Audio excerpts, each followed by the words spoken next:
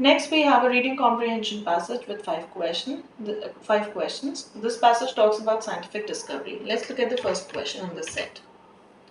The first question asks, which of the following is not part of the process of scientific breakthrough becoming a new area of knowledge? This answer can be found in the fifth paragraph or the second last paragraph of the passage. It says, after the initial period of skepticism and resistance, a major new scientific principle carries all before. Having been the subject of intense research, having stood the test of many efforts at refutation, it acquires a highly reputable, almost unchallengeable status. It is the pride and joy of its creators. While the other options follow from this paragraph, nowhere in the passage has the author talked about national pride.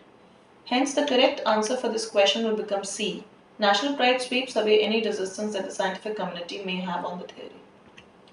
Let's look at the next question, question number 86. Which of the following statements can be inferred from the passage?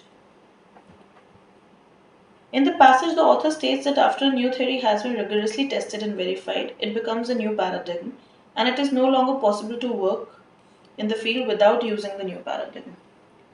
In support of this view, the author states in the second last paragraph, to embed oneself mentally in the new theory, to demonstrate one's mastery of it, to make it the basis of one's research is progressive and up to date.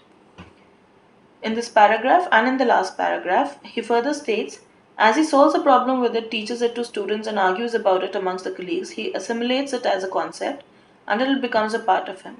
It was no longer possible to think physically in any other categorical language.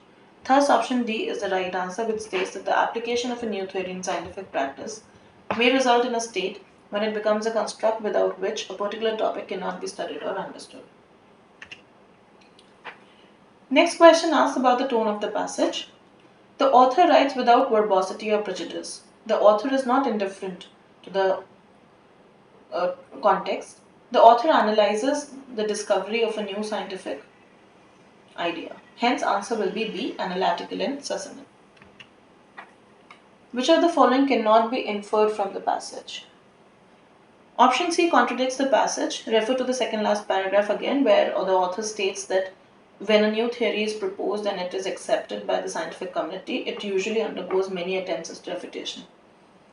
Hence, option C will become correct, which says a new discovery that is not wholeheartedly accepted by the scientific community is invariably doomed to failure.